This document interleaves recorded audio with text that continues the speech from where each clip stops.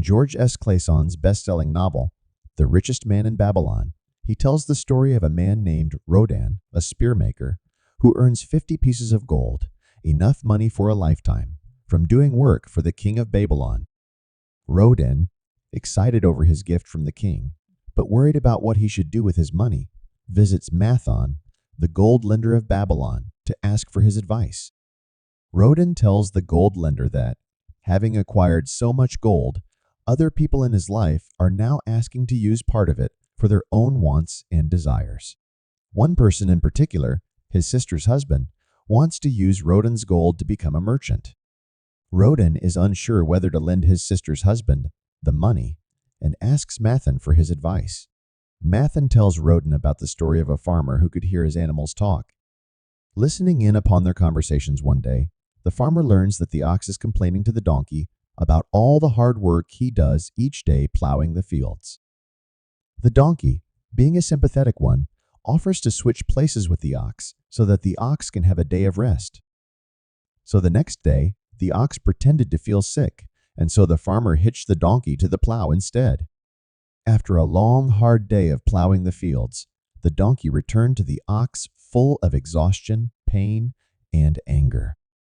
The donkey told the ox, "I will not work for you again," and so ended their friendship. Rodan, not understanding the purpose of Mathon's tale, asks what Mathon means by it.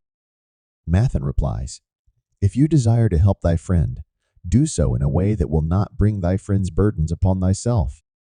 Mathon then shows Rodan a chest full of tokens he's received from people he's lent money to. Each token represented a different type of lender, each with different abilities to repay their loans. Some loans were backed by assets and collateral. Some were backed by people who possessed sufficient incomes to repay. And some were not backed by anything at all, from people with no desire to or ability to repay. Mathon asks Rodan, "How many years have you worked for your money?" To which Rodan replies, 3. He then asks Rodan how much money has he saved in those 3 years?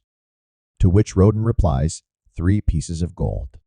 That means that if Rodan were to work for 50 more years, he would likely be able to save 50 pieces of gold in that time. The same amount of money he was gifted from the king, a lifetime of earnings.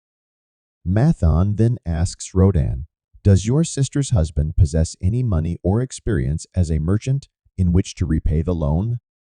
To which Rodan replies, "No." Mathon then tells Rodan to keep his gold.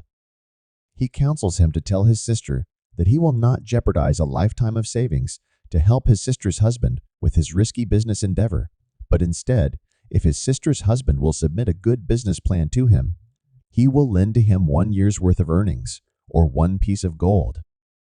If his sister's husband's business fails, it will be but a small amount of money for him to repay. The lesson that can be learned from this tale is, if you desire to help thy friend, do so in a way that will not bring thy friend's burdens upon thyself.